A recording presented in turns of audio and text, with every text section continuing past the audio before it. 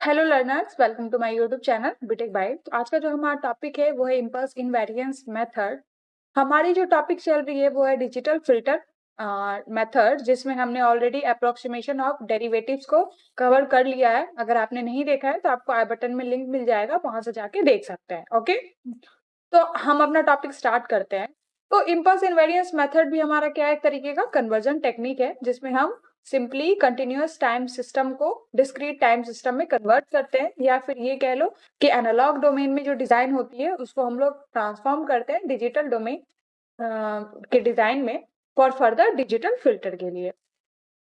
तो यहाँ पर हमारा जो कंसेप्ट होगा वो ये होगा कि जो एनालॉग डोमेन में जो हमारे ट्रांसफर फंक्शन होंगी, मीन्स एच ऑफ एस उसको ट्रांसफॉर्म किया जाएगा किसमें, transfer function in digital domain.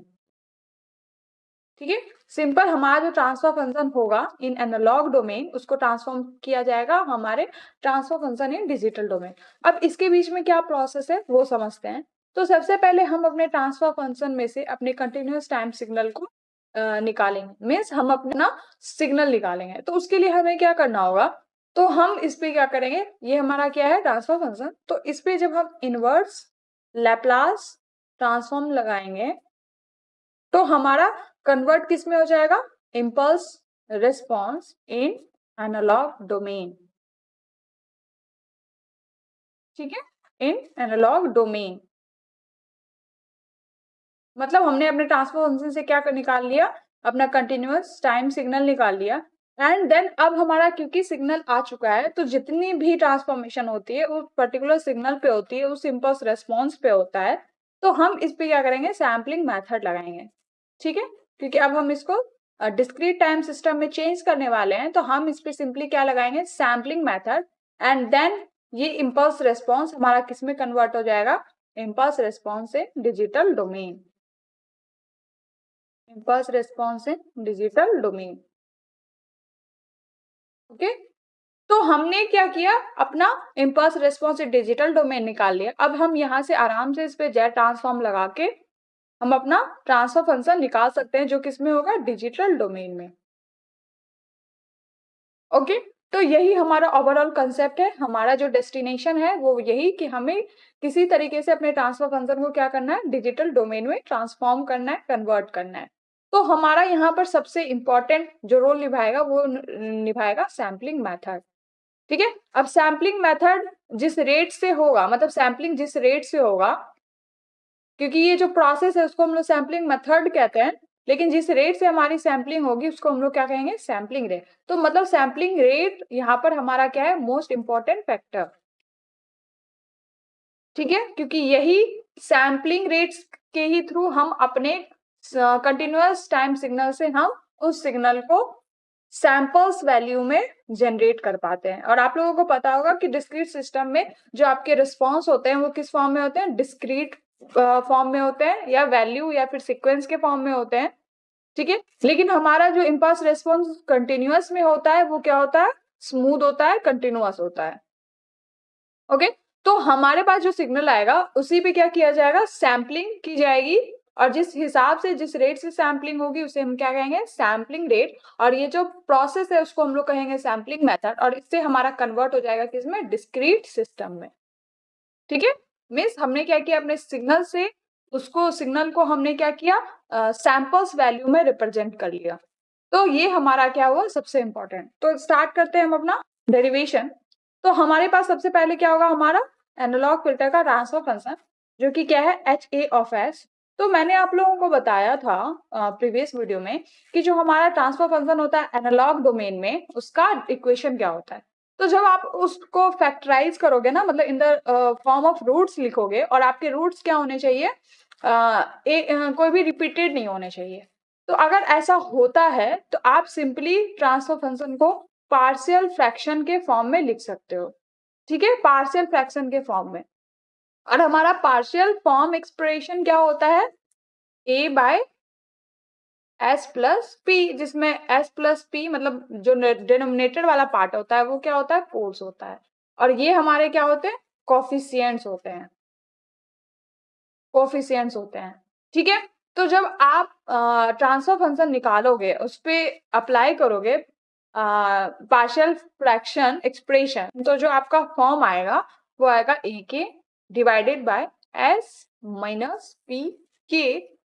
Sigma के का वैल्यू स्टार्ट होगा हमारा 1 से कहाँ तक जाएगा n तक, तो ये वाला वैल्यू आएगा। मीन्स आपका जो ट्रांसफर फंक्शन होना चाहिए फॉर इम्पल्स इनवेरिएंस मेथड वो किस फॉर्म में होना चाहिए, पार्शियल फ्रैक्शन एक्सप्रेशन के फॉर्म में, जिसमें हमने क्या किया, जितने भी बाकी ऑर्डर थे सबको हमने इग्नोर किया है और हमने एक सिंगल पार्शियल इक्वेशन लिया है, उस पे हमने समीशन अप्लाई किया है फॉर द एन वैल्यू तक, ठीक है, या ये कह लो टिल एन वैल्यू। तो हमारा कोई भी ट्रांसफर फंक्शन जो भी होगा एनालॉग फिल्टर में for the impulse invariance method आपके जो फॉर्मूला होगा वो ये होगा। अगर आप लोगों को चीजें नहीं समझ आ रही तो आप सिंपली इसको याद रख लेना कि आपको बस यही फॉर्मूला का आपको यूज करना है। तो इसको आप क्या लिख सकते हो, a1 by S minus p1 plus a2 by S minus p2 and so on, आप इसको लिख सकते हो, ठीक है। तो हमने अपना पहला स्टेप पूरा कर लिया, हमने अपना एनालॉग फिल्टर तो निकाल लिया, मतलब एनालॉग फिल्टर का ट्रांसफर फंक्शन तो निकाल लिया।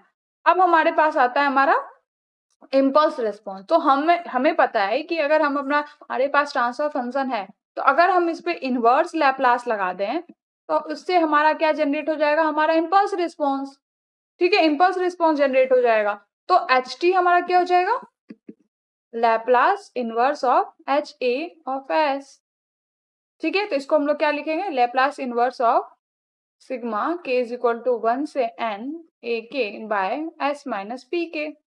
इसको हम लोग फर्दर क्या लिखेंगे, क्योंकि हमारा sigma k is equal to 1 से n और ए के हमारा कांस्टेंट वाला वैल्यू है, तो इस पे हमारा कोई भी ट्रांसफॉर्मेशन नहीं हो सकता, तो इसको हम लोग बाहर लिखेंगे और सिंपली हमारा लैप्लास इनवर्स किस पे लगेगा, 1 by S minus P k, क्योंकि ए के हमने क्या किया है, बाहर कॉमन ले लिया है। ओके, अब देखो यहाँ पर आप जो देख रहे हो 1 बाय एस माइनस पी के, तो आप लोगों को याद होगा कि 1 बाय एस माइनस ए का इनवर्स लैप्लास क्या होता है, e to the power a t, e to the power a t. तो हम सिंपली इसको क्या कर सकते हैं, क्या लिख सकते हैं, sigma k is equal to 1 से n ए के into E to the power P के इंटू टी लिख सकते हैं ना। ये हमारा किस फॉर्म में, एस माइनस ए के फॉर्म में, 1 बाय एस माइनस ए के फॉर्म में, तो इसका इनवर्स क्या हो जाएगा, ई टू द पावर पी के टी।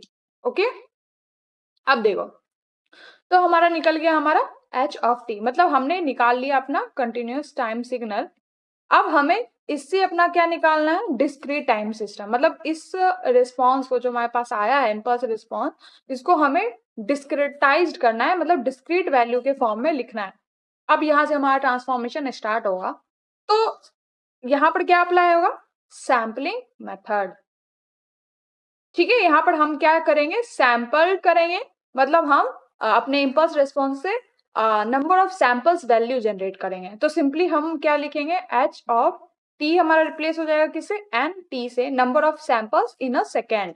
यही हमारा क्या डिनोट करता है, इम्पल्स रिस्पॉन्स इन डिजिटल सिग्नल या डिस्क्रीट सिस्टम, ठीक है, discrete system, number of samples in a second, ठीक है, मतलब एक सेकेंड में आपके पास कितना सैंपल्स आ रहा है। यही तरीका होता है हमारे डिस्क्रीट सिस्टम में इम्पल्स रिस्पॉन्स को लिखने का। तो h of n t is equal to क्या हो जाएगा हमारा, सिग्मा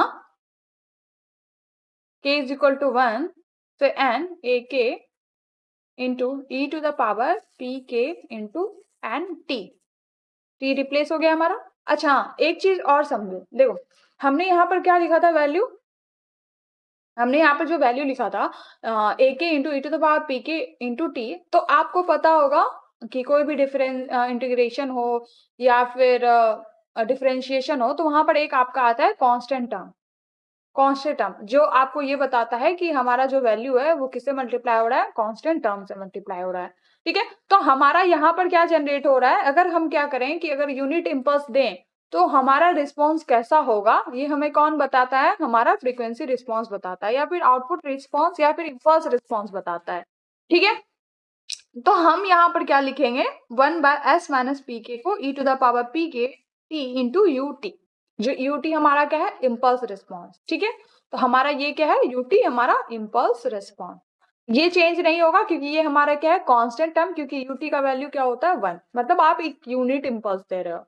ओके, अब देखो हमने अपना थर्ड स्टेज भी तो निकाल लिया, मतलब हमने सैम्पलिंग रेट करके, सैम्पलिंग मेथड करके हमने अपना impulse response in digital domain निकाल लिया। अब हमें क्या करना है, हमारा z ट्रांसफॉर्म करना है, मीन्स अब हमें अपना ट्रांसफर फंक्शन निकालना है। तो आपको पता होगा जो ट्रांसफर फंक्शन होता है एट z, वो क्या होता है, sigma n is equal to minus infinity to infinity h of n into z to the power minus n, यही होता है ना। ठीक है, हमने ऑलरेडी पढ़ रखा है ट्रांसफर फंक्शन में डिजिटल फिल्टर का ये सारी चीजें। तो हमारा क्या जनरेट हो गया, sigma n is equal to minus infinity से इंफिनिटी और h of n into z to the power n t n. अब देखो यहाँ पर इम्पल्स रिस्पॉन्स हमारा क्या है, h ऑफ एन टी। ठीक है, क्योंकि हमने h ऑफ t से हमने क्या निकाला है, सैम्पलिंग करके अपना इम्पल्स रिस्पॉन्स निकाला है, जो किस वैल्यू में है, डिस्क्रीट वैल्यू में। तो हमारा जो इम्पल्स रिस्पॉन्स होगा वो क्या है, h ऑफ एन टी, और हमने h of n t already निकाल रखा है, तो हम यहाँ पर इक्वेशन में वैल्यू पुट कर देते हैं। तो यहाँ क्या हो जाएगा, sigma n is equal to minus infinity से infinity bracket sigma k is equal to 1 से n a k into e to the power p k N T into U T into Z to the power minus N. Okay, यहाँ तक हमने कर लिया। अब देखो यहाँ पर हमारे पास दो समेशन है, तो हमारे पास यहाँ पर एक फ्लेक्सिबिलिटी है कि हम अपने समेशन को इंटरचेंज कर सकते हैं। ठीक है, तो हम क्या करेंगे ना, अपने यहाँ तक वाला जो टर्म है इसको हम लोग बाहर कर लेंगे, और ये वाला जो टर्म है इसको अंदर कर लेंगे। एक एक को भी इसलिए हम लोग बाहर ले रहे हैं क्योंकि ये सारे कांस्टेंट टर्म है एंड इसकी कोई रिक्वायरमेंट नहीं है ट्रांसफॉर्मेशन में, इस वजह से इसको हम लोग क्या कर रहे हैं, बाहर कर रहे हैं। तो आ जाएगा वैल्यू हमारा sigma k is equal to 1 से n a k, और अंदर क्या आ जाएगा हमारा सिग्मा। अब देखो n का वैल्यू माइनस इंफिनिटी से इंफिनिटी नहीं आएगा, पूछो क्यों, कि यहाँ पर हमारा क्या है, यूनिट इम्पल्स, और यूनिट इम्पल्स आने की वजह से जो हमारा n का वैल्यू स्टार्ट होगा 0 से स्टार्ट होगा, ना कि माइनस इंफिनिटी से। ठीक है, तो हमारा वैल्यू क्या हो जाएगा, n इज इक्वल टू 0 से infinity e to the power p k n t into, क्योंकि यूनिट इम्पल्स का वैल्यू क्या होगा, 1 है, तो हम इसको सिंपली 1 लिखेंगे, और z into z to the power minus n। हमने यहाँ तक किया। अगर इसको फर्दर हम लोग सिंप्लीफाई करें तो क्या लिखेंगे, sigma n is equal to 0 से इंफिनिटी, और हम क्या करेंगे ना, यहाँ पर जो n वाला टर्म है इसको पावर में लिख लेंगे। ठीक है, तो क्या कैसे लिखेंगे, e to the power p k, ठीक है, into t into z to the power minus 1 का होल पावर n लिख सकते हैं इसको इस तरीके से। इस तरीके से अगर हम लिखें तो हम क्या लिखेंगे, तो हम लिख सकते हैं, आप लोगों को पहले पता होगा एक equation, sigma n is equal to 0 से infinity a to the power n is equal to क्या होता है, 1 बाय 1 माइनस a, और ये हमारा क्या हो गया है, किस फॉर्म में, a to the power n के फॉर्म में है। तो हम इस इक्वेशन को क्या लिख सकते हैं, h of z is equal to sigma k is equal to 1 से n, और ये वाला जो पूरा पोर्शन है ब्रैकेट में, ये हमें कौन सा इक्वेशन को सेटिस्फाई कर रहा है, ये वाला इक्वेशन, ये वाले इक्वेशन को सेटिस्फाई कर रहा है। तो हमारा वैल्यू क्या हो जाएगा, 1 बाय 1 माइनस ए, तो हमारा 1 क्या है, और यहाँ पर ए के भी है ना, हाँ यहाँ पर हमारा ए के भी है, तो हमारा सिंपली क्या हो जाएगा, sigma k is equal to 1 से एन ए के इंटू, इसको हम लोग क्या लिखेंगे, 1 बाय 1 माइनस ए वाला वैल्यू कौन सा है, ये। ठीक है, तो लिखेंगे e to the power p k t into z to the power minus 1, ये रहा हमारा वैल्यू। अब देखो, अब देखो, तो हमारा एजेड क्या हो गया finally, sigma k is equal to 1 से n तक a k by 1 minus e to the power p k t into z to the power minus 1, हमारा आ गया transfer function in digital domain. तो हमने अपना ट्रांसफॉर्मेशन तो कर लिया, अब हमें इसको चेक करना है कि हमने अगर जो ट्रांसफॉर्मेशन किया है वो क्या हमारे स्टेबिलिटी को डिफाइन कर रहा है कि नहीं कर रहा है, तो उसको हम लोग चेक करेंगे। और चीज एक ध्यान रखना, जो ई पी सबस्क्रिप्ट के है, ये हमारा क्या है, पोल्स, इस वाले फंक्शन में कोई भी जीरोस वाले वैल्यूज नहीं है, हमारे पास सिर्फ और सिर्फ पोल्स वाले कंस्टेंट है। तो एक चीज ये याद रखना, आगे मैं बताऊंगी कि हमने इस टॉपिक को या इस कंस्ट्रेंट को क्यों ज्यादा वेटेज दिया है। ओके, तो हमारा क्या था, h of s is equal to sigma k is equal to 1 से n ए के by S minus P k, क्योंकि हमने क्या किया, ट्रांसफॉर्म किया है एस प्लेन से जेड प्लेन में। ठीक है, तो हमारा यहाँ पर क्या चेंज हो रहा है, हमारा एस माइनस पी के वाला वैल्यू। तो जो हमारा वैल्यू है, तो हम कह सकते हैं कि s is equal to p k, क्योंकि ये वाला क्या है, हमारा पूरा पोर्शन पोज। अगर पोज का अगर आप कोई भी वैल्यू दो सिस्टम में, तो वो पूरी वैल्यू को क्या दे देता है, इंफिनिटी कर देता है। तो हम कहेंगे जो हमें पोज का वैल्यू कैसे निकलेगा, तो S minus P k is equal to 0। तो एस इक्वल टू हमारा पी के, हमारा क्या आ गया वैल्यू।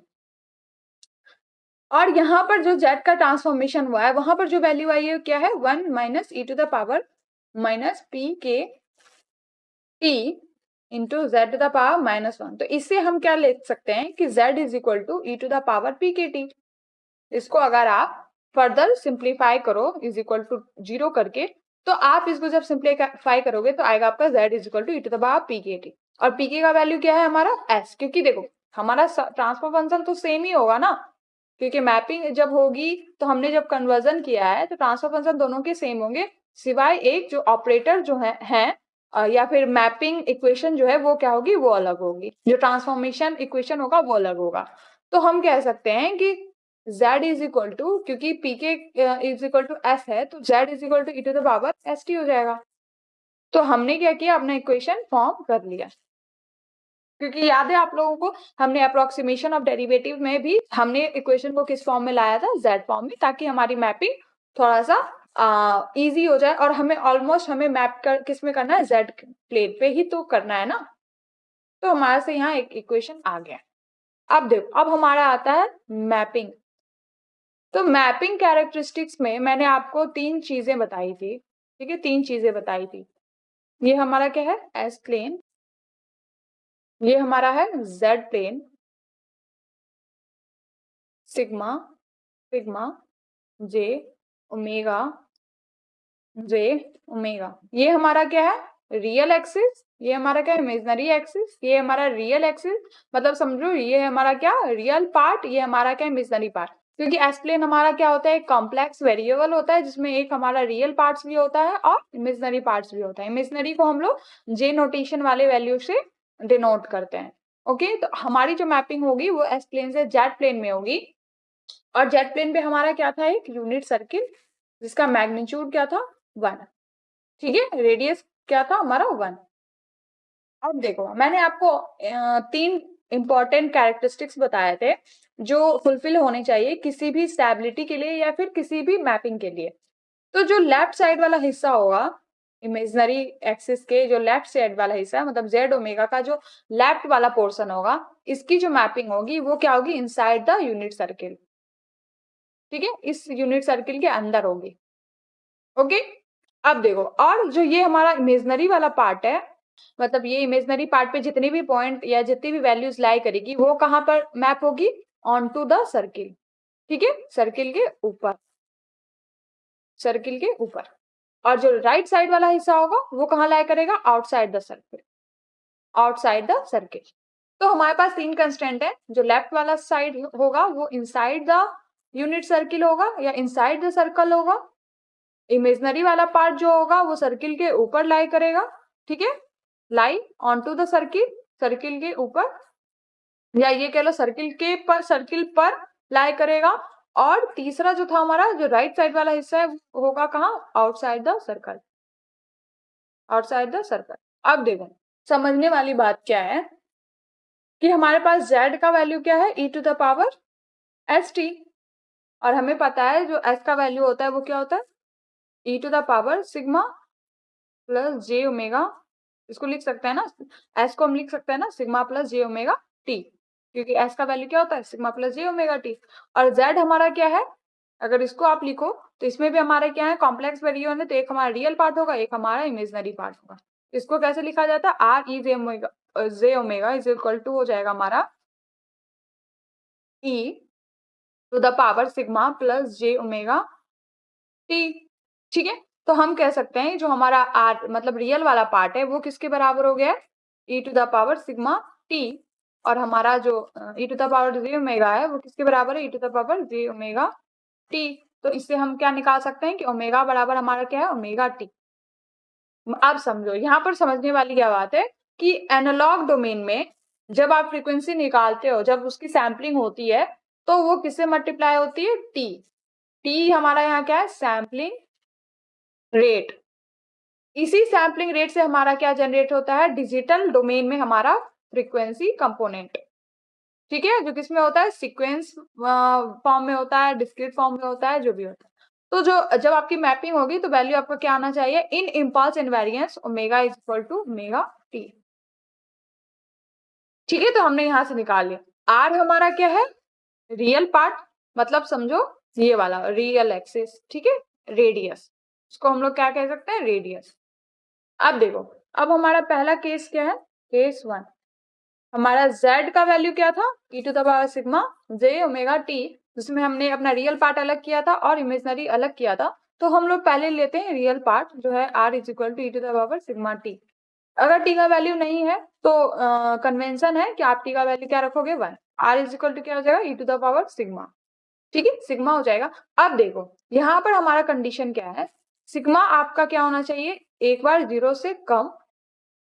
सिग्मा एक बार हमारा क्या होगा, 0, मतलब रियल एक्सिस में क्या होंगे, एस प्लेन में हमारा जो एक्सिस होता है, एक इधर हमारा निगेटिव साइड, इधर हमारा पॉजिटिव साइड, बीच में हमारा क्या होता है, एक्सिस वाला। तो हम एक बार क्या करेंगे, सिग्मा की निगेटिव वैल्यू लेंगे, मतलब 0 से कम वाली वैल्यू लेंगे, और एक बार सिग्मा का पॉजिटिव वैल्यू लेंगे, मतलब 0 से ज्यादा वाली वैल्यू लेंगे, मतलब सिग्मा जो होगा हमारा 0 से बड़ा होगा, पॉजिटिव में होगा। तो हमारा आर का वैल्यू क्या होगा, अगर हमारा सिग्मा 0 से छोटा है तो आर का वैल्यू हमेशा क्या होगा, 0 और 1 के बीच में लाई करेगा, 0 और 1 के बीच में।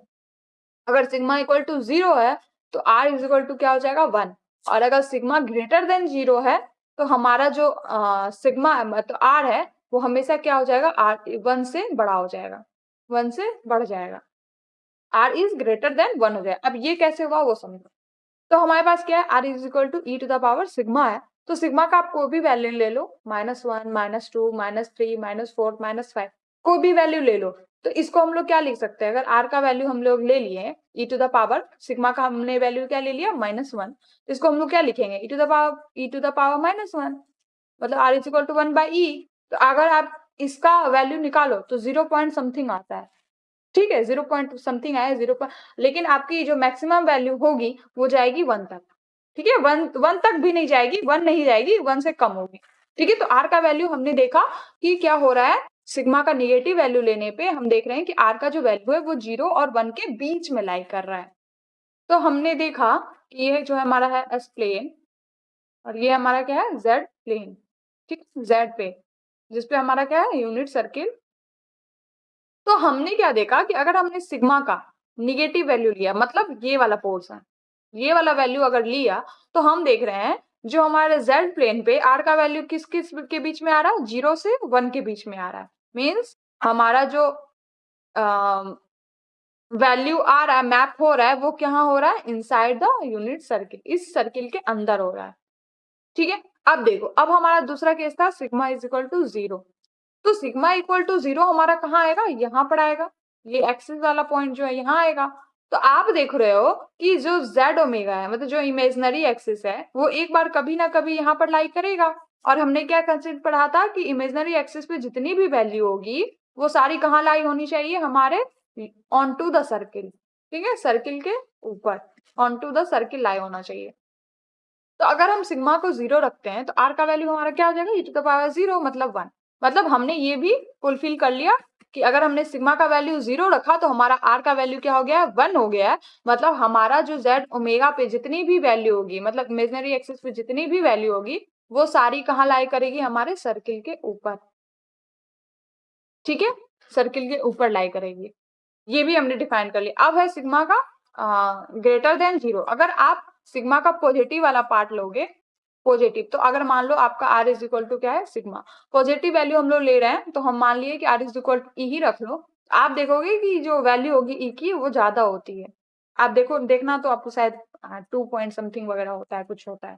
ठीक है, तो ये भी हमने कंडीशन डिफाइन कर लिया तो हमने देखा कि r का जो वैल्यू है वो 1 से इंक्रीज हो रहा है। कोई भी वैल्यू आप देख लेना, e का पावर 1 रख लेना, 2 रख लेना, 3 रख लेना, तो आप जब भी देखोगे ना तो r का जो वैल्यू होगा 1 से ग्रेटर होगा।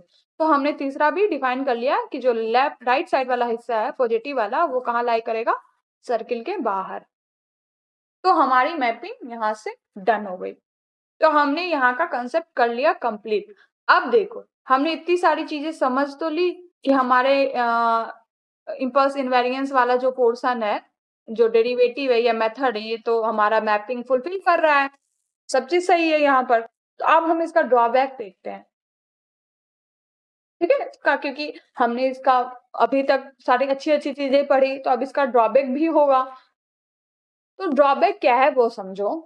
तो हमने क्या देखा था कि जब हमारा ट्रांसफर फंक्शन था एच ए ऑफ एस, हमने उससे क्या निकाला था, अपना impulse response H of T, क्योंकि हमारा मेथड ये कहता है कि कंटिन्यूअस टाइम सिस्टम को किस में कन्वर्ट करना है, डिस्क्रीट टाइम सिस्टम में, इन द वे कि जो हमारा जो इम्पल्स रिस्पॉन्स होगा वो क्या होना चाहिए, इम्पल्स रिस्पॉन्स इन डिजिटल डोमेन इक्वल होना चाहिए। मींस ये जो सिग्नल होगा, जो एच टी होगा, इस पे हमारी क्या होगी, सैम्पलिंग।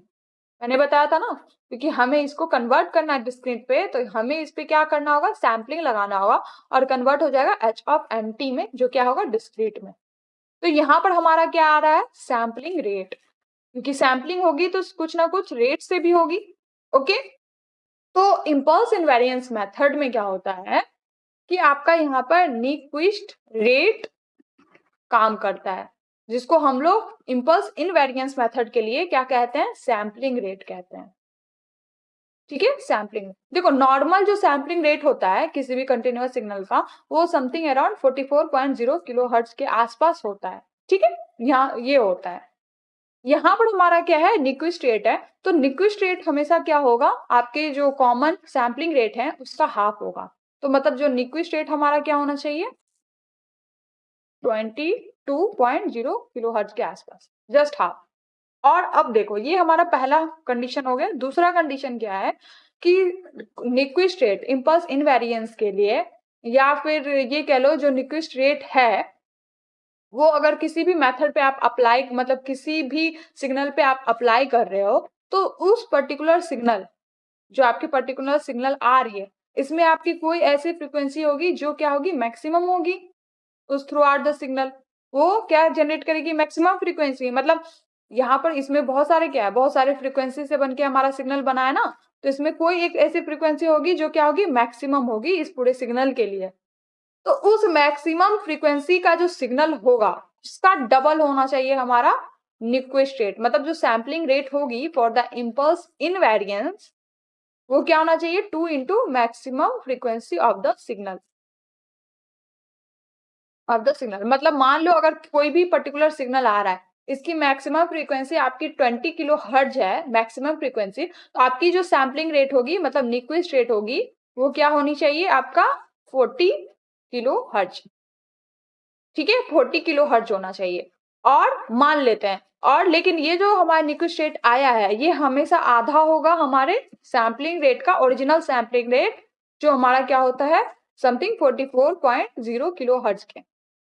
इससे बड़ा बढ़ना नहीं चाहिए हमारा न्यूक्विस्ट रेट, क्योंकि अगर हमारा न्यूक्विस्ट रेट आपके डिजायर्ड कांस्टेंट से कम है, न्यूक्विस्ट रेट आपके डिजायर्ड रेट से, डिजायर्ड सैम्पलिंग रेट से, जो हमारा न्यूक्विस्ट रेट डिफाइन होना चाहिए इम्पल्स के लिए, जिसमें हमने दो कंडीशन देखे, अगर उससे कम है, तो जो आपकी सिग्नल के अंदर, जो आपकी ओरिजिनल सिग्नल है कंटिन्यूअस सिग्नल, उसके अंदर जो आपकी हाई फ्रीक्वेंसी कंपोनेंट है वो क्या हो जाएगी, ब्लॉक हो जाएगी, एटेन्युएट हो जाएगी, या ये कह लो कि वो फिल्टर के द्वारा, या ये कह लो वो मिस हो जाएगी, उसकी डिटेलिंग मिस हो जाएगी, वो डिस्टॉर्ट हो जाएगा, वो अनवांटेड फ्रीक्वेंसी की तरह ट्रीट होगा, उसको हटा दिया जाएगा। ठीक है, तो यहाँ पर क्या हो जाएगा, हमारा हाई फ्रीक्वेंसी डिटेल का मिसिंग हो जाएगा। तो जो आपके पास सिग्नल जब डिस्क्रीट फॉर्म में आएगा, तो आपका वो सिग्नल ओरिजिनल कंटेंट रिप्रेजेंट नहीं कर पाएगा। और अगर आपका न्यूक्विस्ट रेट आपके डिजायर्ड रेट से, डिजायर्ड न्यूक्विस्ट रेट से अगर बढ़ गया, तो जो हाई फ्रीक्वेंसी रेट है उसको तो वो फुलफिल कर ले जाएगा, लेकिन जो हाई फ्रीक्वेंसी की जो ओरिजिनलिटी है वो आपको आपके रिस्पॉन्स पे देखने को नहीं मिलेगा। देखने को नहीं मिलेगा, सही रिप्रेजेंटेशन आपका नहीं होगा। तो यहाँ पर हमारा क्या क्रिएट होता है, एलियासिंग इफेक्ट। इसको हम लोग कहते हैं एलियासिंग इफेक्ट। तो इम्पल्स इनवेरियंस मेथड के लिए ये जो सैम्पलिंग रेट होता है बहुत इंपॉर्टेंट टर्म होता है, बहुत इंपॉर्टेंट टर्म। ओके, तो मैंने आपको बताया था अभी कि सैम्पलिंग रेट क्यों जरूरी होता है हमारे इम्पल्स इनवेरियंस मेथड के लिए। तो यहाँ पर मतलब यहाँ पर हमारा सैम्पलिंग रेट को कंसिडर्ड करना बहुत इम्पोर्टेंट होता है। अगर हमने सैम्पलिंग रेट को सही से कंट्रोल नहीं किया तो वो हमारे सिग्नल के रिप्रेजेंटेशन को क्या कर सकता है, खराब कर सकता है, एलियासिंग इफेक्ट क्रिएट कर सकता है। मीन्स कि आपके पास जो सिग्नल आएगा उसमें ओरिजिनल कंटेंट नहीं होगा। ओके, यही होता है हमारा एलियासिंग इफेक्ट। तो यहाँ पर हमारा एक ड्रॉबैक आ जाता है एलियासिंग इफेक्ट का। तो जो पहला ड्रॉबैक है वो क्या है हमारा, एलियासिंग इफेक्ट का। ठीक है, एलियासिंग इफेक्ट का। अब इसका दूसरा ड्रॉबैक समझो। हम लोग यहाँ क्या डिजाइन कर रहे हैं, आईआईआर फिल्टर। आईआईआर फिल्टर में हमें पता था कि जीरोस भी होता है, पोल्स भी होता है, लेकिन आपने देखा कि पूरे डेरिवेशन में कहीं भी जीरो का जिक्र नहीं हुआ, सिर्फ और सिर्फ पोल्स का जिक्र हुआ, क्योंकि हमने क्या बना दिया था, पार्शियल फॉर्म का एक्सप्रेशन बना दिया था। इस वजह से जीरोस वाले पार्ट हमारे गायब हो गए थे, सिर्फ पोल्स वाले थे। तो इस वजह से जीरोस वाले कंपोनेंट के लिए यहाँ पर कोई भी इफेक्ट या फिर कोई भी सीन नहीं है। तो यहाँ पर हमारा क्या हो गया, दूसरा ड्रॉबैक, जीरोस वाला कंपोनेंट गायब हो गया। मतलब समझ लो जीरो वाले कंपोनेंट पे कोई भी इंस्पेक्शन नहीं हुआ, तो हम कह सकते हैं कि यहाँ पर एक हमारा ड्रॉबैक है। दूसरी चीजें, तीसरी चीजें क्या है वो समझो।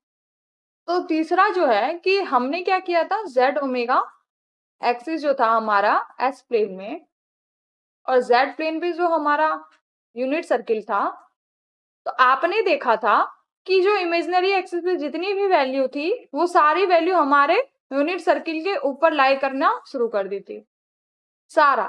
तो यहाँ पर हमारा क्या हो गया था, फ्रीक्वेंसी का ओवरलैपिंग।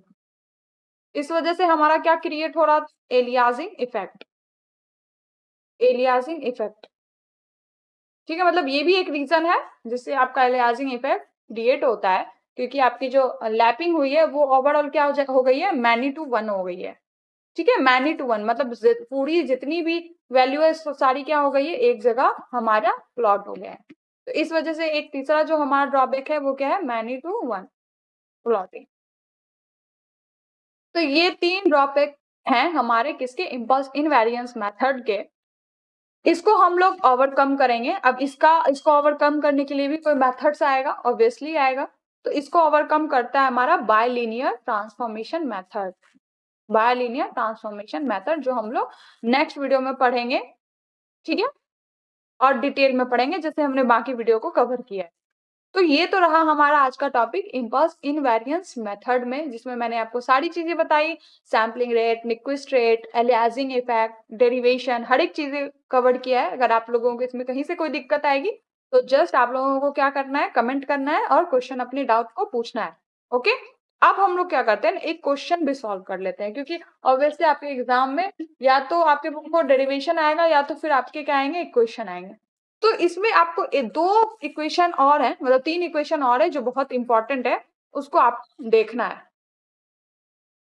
तो जो हमारा पहला इक्वेशन है वो है 1/s plus si⁻m is equal to -1 to the power m minus 1 to the into d to the power m minus 1 divided by m minus 1 factorial d s to the power m minus 1 into ये bracket. अरे यार मैं पता नहीं, मैं pen tab क्या हो गया है, ये थोड़ा गड़बड़ कर रहा है। ठीक है, तो आप लोग इसको देख लेना, सही कर लेना अपना। तो 1 minus E to the power minus s t into Z to the power -1, हमारा एक फॉर्मूला ये हो गया। ठीक है, जेड टू द पावर -1। अब दूसरा हमारा जो फॉर्मूला है वो क्या है, S plus A by S plus A का whole square plus B square is equal to, हमारा जो इक्वेशन है वो है 1 minus E to the power minus A T into cos B T into Z to the power minus 1 divided by 1 minus 2 e to the power minus a t cos b t z inverse minus 1, मतलब ये कह लो z to the minus 1 प्लस e to the power minus 2 a t into z to the power minus 2।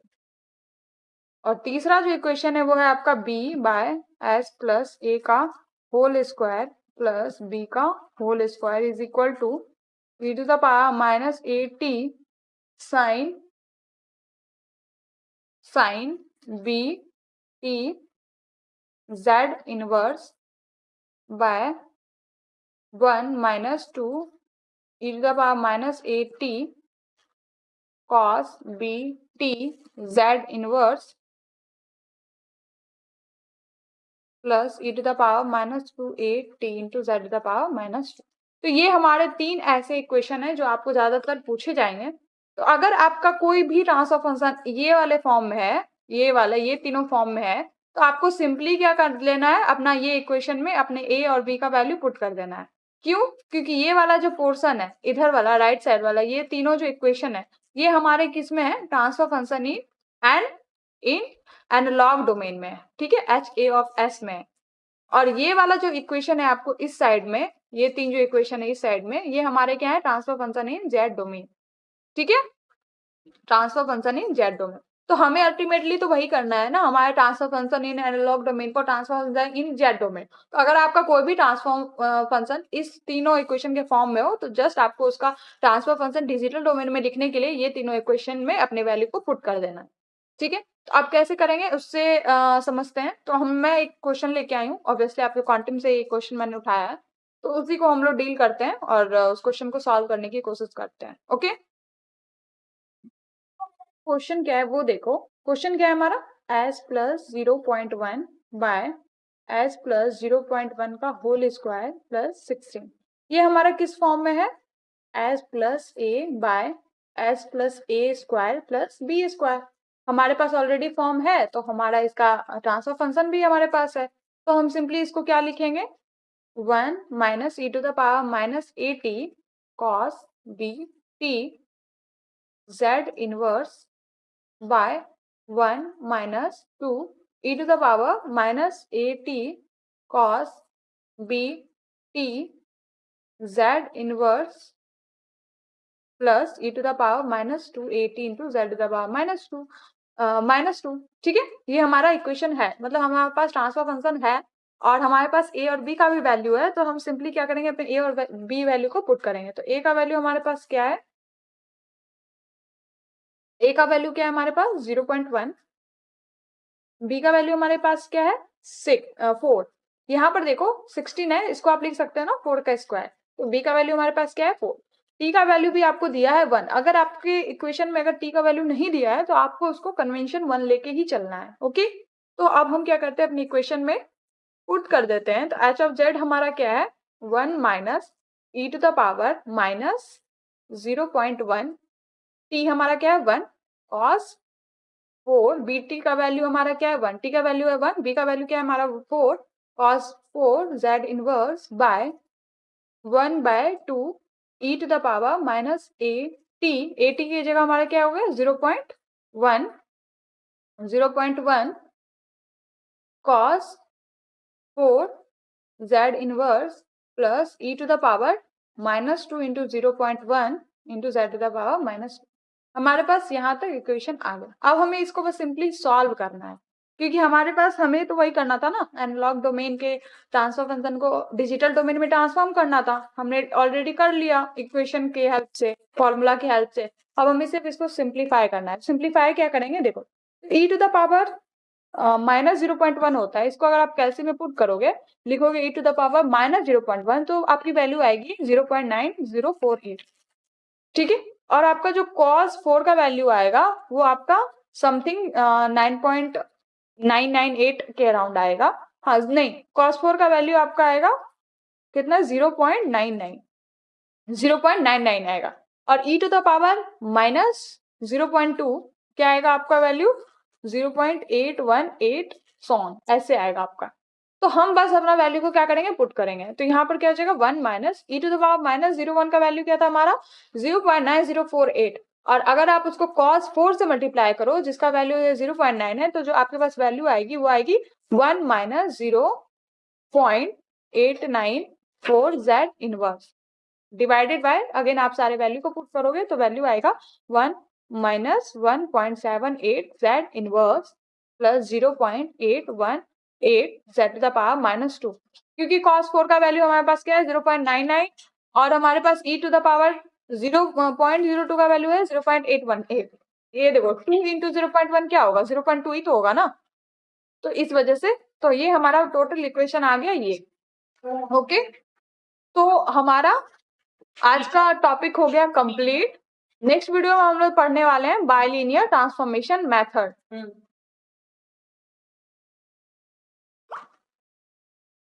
Okay, तो आज का उस topic को यहीं कंप्लीट करते हैं। अगर वीडियो अच्छी लगे तो लाइक शेयर एंड सब्सक्राइब। बाकी मिलते हैं नेक्स्ट वीडियो में, तब तक के लिए बाय।